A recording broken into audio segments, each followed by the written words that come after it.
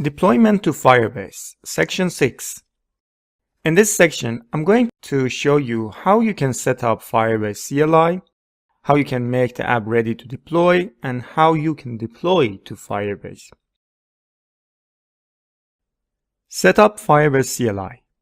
So in this video, I'm going to show you how you can work with Firebase CLI to deploy your application. So we have to open up our project, and also this is the Firebase. So you can go to firebase.google.com. You will have to log in. I have some project already here. Then after you log in, you can see your console. You need to click on Add Project first. Let's say PWA, Pack, Pop, and Project. Maybe also we can say maybe Note, PWA, Pack, Pop. Yeah, that's I think good. Well, choose your country. I'll choose my country right now, Norway. Then go ahead and create the project. So it may take a little bit time.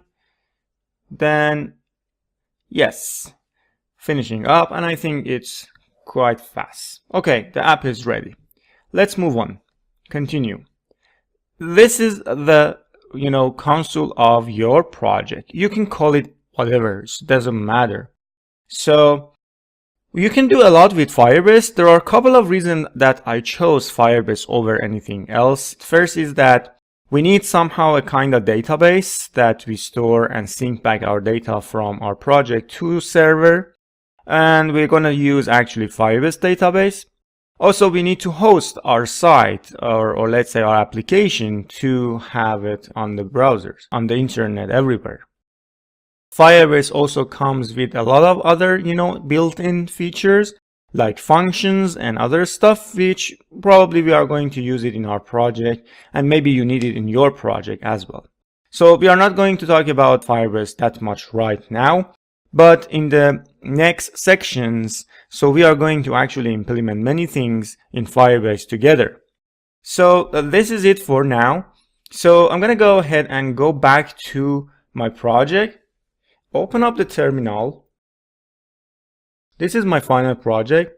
I will go ahead and install Firebase, but I will go ahead and install it actually globally because I needed to use it for maybe other project as well. But you can also install it like only for this project.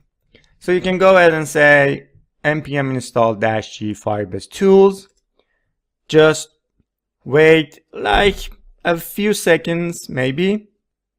Alright, then after you're done with installing this, you should be able to find Firebase in your command line. So alright, so it's done.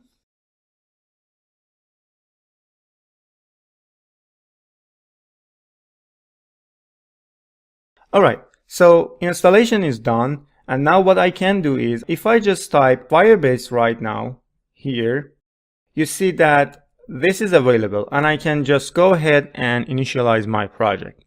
Before doing that, I want to go back again to console. Just go to database.